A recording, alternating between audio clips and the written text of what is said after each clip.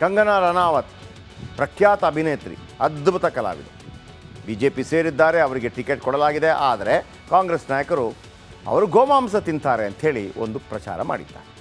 ಅದಕ್ಕೆ ಕಾರಣವಾಗಿ 2019ರ ಟ್ವೀಟನ್ನೇ ಬಳಸಿಕೊಂಡಿದ್ದಾರೆ. ವಿಕ್ರಮಾದಿತ್ಯ ಸಿಂಗ್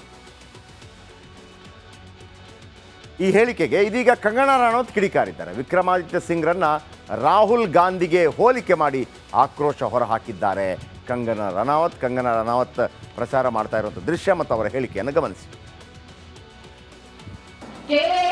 बड़ा पप्पू है दिल्ली में, लेकिन हमारे यहाँ में भी एक छोटा पप्पू है।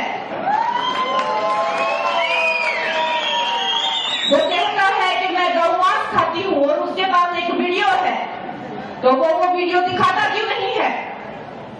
उसके पास कोई तो इस चीज का प्रमाण होगा कि उसने मुझे गौमांस खाते हुए कहाँ देखा। कोई रेस्टोरेंट का बिल होगा, कोई फोटो होगा, कोई इंटरव्यू होगा। झूठा और एक नंबर का पलटूबाज है ये छोटा पप्पू। लेकिन आप इससे उम्मीद ही क्या कर सकते हैं जब इसका सीनियर बड़ा पप्पू कहता है कि हमें शक्ति का विनाश कर देना है। जो भी हिंदू धर्म की जो शक्ति है, देवी शक्ति जो है, उसका विनाश कर देंगे। तो जब बड़ा पप्पू ऐसे बातें करता है तो छोटे पप्पू से क्या उम्मीद की जा सकती है? ವಿಕ್ರಮಾದಿತ್ಯ ಸಿಂಗ್ ಅವರೊಂದು ಆರೋಪವನ್ನು ಮಾಡಿರ್ತಾರೆ, ಅವರು ಗೋಮಾಂಸ ತಿಂತಾರೆ ಅಂತೇಳಿ. ನಾನು ಗೋಮಾಂಸ ತಿನ್ನೋದಿಲ್ಲ ಅಂತ ಹೇಳಿ ಹೇಳ್ತಾರೆ. ಮತ್ತು ಇವತ್ತಿನ ಆ ಹೇಳಿಕೆಯಲ್ಲಿ ಅವ್ರು ಹೇಳೋದು, ನಾನೆಲ್ಲಾದರೂ ಗೋಮಾಂಸ ತಿಂದಿದ್ದೀನಿ ಅನ್ನೋದಕ್ಕೆ ಪ್ರೂಫ್ ಇದ್ದರೆ, ಯಾವುದಾದ್ರೂ ಹೋಟೆಲಲ್ಲಿ ಬಿಲ್ ಇದ್ದರೆ ತಗೊಂಬನ್ನಿ. ನೀವು ನನಗೆ ಆರೋಪವನ್ನು ಮಾಡ್ತಾ ಇದ್ದೀರಿ, ದೆಹಲಿಯಲ್ಲಿ ಒಬ್ಬರು ಪಪ್ಪು ಇದ್ದಾರೆ, ನೀವು ಛೋಟಾ ಪಪ್ಪು, ಸಣ್ಣ ಪಪ್ಪು ಅಂತೇಳಿ ವಿಕ್ರಮಾದಿತ್ಯ ಸಿಂಗ್ ಅವರ ವಿರುದ್ಧ ಕಿಡಿಕಾರಿದ್ದಾರೆ. ನಮಸ್ಕಾರ, ಕರ್ನಾಟಕ ಪ್ರೈಮ್ ಟೈಮ್ಗೆ ಸ್ವಾಗತ. ನಾನು ಜಯಪ್ರಕಾಶ್ ಶೆಟ್ಟಿ. ಇಡೀ ಕರುನಾಡು ಇವತ್ತು ರೆಬೆಲ್ ಆಗಿ ನಿಂತಿದೆ. ಈ ಹಗರಣಗಳನ್ನು ಸದನದಲ್ಲಿ ಪ್ರಸ್ತಾಪ ಮಾಡಲು ಕೂಡ ಕಾಂಗ್ರೆಸ್ ಹಿಂದೇಟು ಹಾಕಿದ್ದೇಕೆ?